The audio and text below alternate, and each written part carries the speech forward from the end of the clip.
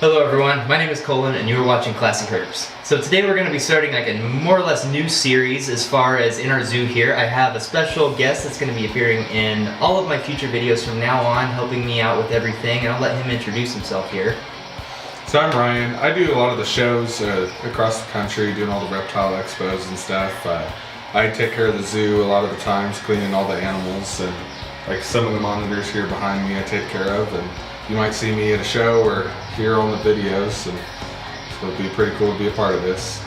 So he does a lot of the venomous stuff that I don't personally work with. So we're going to be kind of doing different sides, showing you different sorts of angles of how captive bred reptiles work, and just kind of the more in-depth aspect of taking care of these animals that you don't normally get to see. So today we're just going to jump right into a video, and we're going to show you one of our absolute favorite animals at the facility. It's one of our crocodile monitors, and we're so excited to show you guys this. So check it out. Alright, so this is Scar, our crocodile monitor here. We just recently got it from Forest Fanning, a buddy of mine up in Indiana. He was able to give us a pretty good deal and get him in here before the zoo opening. So we're pretty excited to have him in here. If he wants to cooperate, we'll get him out. A lot of times he's a little bit flighty. We're still working on his attitude. He's not really aggressive, but he just likes to move. However, if you're familiar with crocodile monitors, they have very, very large teeth.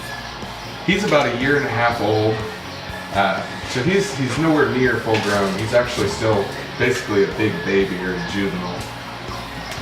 He's probably, I'd say, 4.5 or 5 feet with his tail, with his body only being about 18 to 20 inches. He's been here about a month now. And we're definitely real excited to get him growing real well in this cage. He's eating a lot of fish, chicken, ground beef. It's kind of a varied diet. They're a pretty fast growing monitor, so hopefully in no time he'll be a 8-foot beast. He's definitely one of my favorites. I want to kind of go over just a more broad natural history for this species because, to be honest, there's very, very little known about these guys. In the wild, these guys are from Papua New Guinea. It's a very small island. To be honest, they're only found on a small part of that island. It's really more or less just kind of the south part of the coast. And these guys are a tree monitor, believe it or not. And so if you look closely, you can see in his face just how prehistoric this looks. There is no other monitor species with the same body structure and head structure as these guys right here. And as Ryan said, this is still a young one, so this is going to develop quite a bit more. And so these guys, being from a tropical place so close to the equator, they have an abundant food supply. So they do get enormous. This is the only monitor lizard that can rival something like a Komodo dragon. Believe it or not, these guys are the most recently diverged species from the Komodo dragon. They share a common ancestor closer than any other monitor lizard alive. These guys have been told to attain lengths of 8 to 10 feet, 10 being kind of more of an extreme, but still there's been wild specimens that have been found at that length. They don't get incredibly heavy. They don't get anywhere near the mass of a Komodo dragon. So they're not a very thick-bodied animal. They're more of a tree lizard. So they spend all of their time in mangrove swamps. They like to be up in trees. They hardly ever come down out of trees and things like that. And the cool thing about this lizard is that they will literally eat anything that runs around on their treetop with them. So you can find these guys eating birds in the wild. You can find them eating any sort of little rodent that might make its way up into the canopy top. And to be completely honest, this is the top predator of Papua New Guinea, especially in the locality where they're from. There is nothing that is going to be feeding on a crocodile monitor other than potentially a human being. So these guys demand an incredible amount of respect. They actually have larger teeth than a Komodo dragon. So, believe it or not, in that mouth right there are some immense teeth. And if this guy was to bite you, it would be a very, very bad bite. Possibly one of the worst bites you could take from a lizard. So no doubt, they demand a lot of respect. So one of my favorite things about this Crocodile Monitor is that when you look into its face, you can tell that there is intelligence there. When you're looking at him, he's looking back at you and he is thinking. And that eye right there, it says a whole story about what's going on. You can literally see him thinking. What I really appreciate about them is that they have inspired so many people.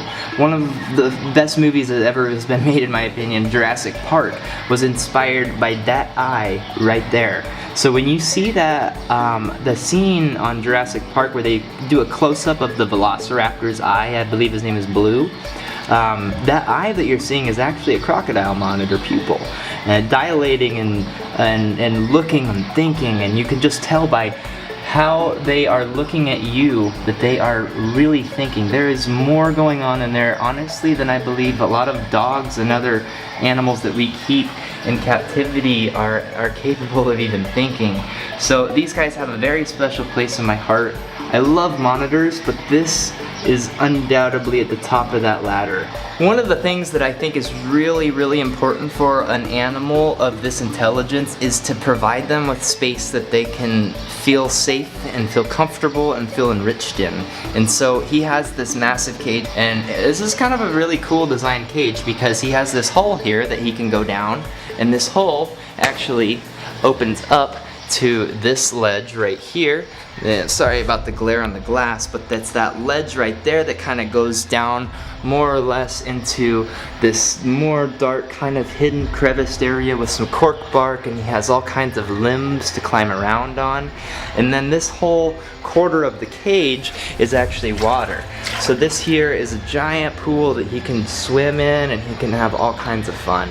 So honestly, any part of this guy's habitat has been recreated, and he can live his best life possible here in Manhattan, Kansas.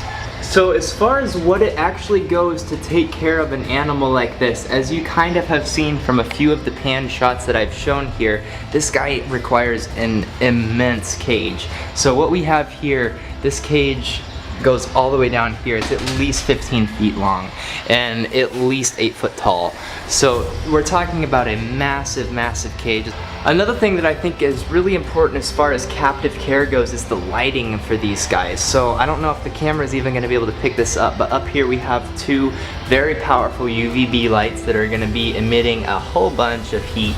And so just a quick show of temperature, you can see that right where he's basking at there is literally 100 degrees. So I can do that over and over. His body is basically 100 degrees. Some of the places over there where the ramp gets up a little bit closer to the lights, I imagine it's more like 120. But he's choosing where he wants to be. Down here, this water is heated, but that part of the cage over there is completely just kind of room temperature. So he has a space that he can get out of the light. He can cool off down to about 70 degrees if he really wants to. I've only ever seen him do that a couple of times while we've had him here. He spends 99% of his time right where he's at right now. So he tends to not like it incredibly hot. He occasionally will go over onto the real hot side of the cage, but for the majority of his time he spends right here, kind of in the intermediate area where it's about 100 degrees exactly. And he just loves that because he has this nice perch where he's literally face level. I'm holding the camera right in front of my face, and so he can see everyone right in their face. He's not below them, which I believe makes a big difference in monitor lizards and things that are intelligent. They don't want to be below you because that feels threatening. It feels like something can come down from above and can pick them up, such as a bird or something like that. But when they're face level to you or even above you, they just calm down.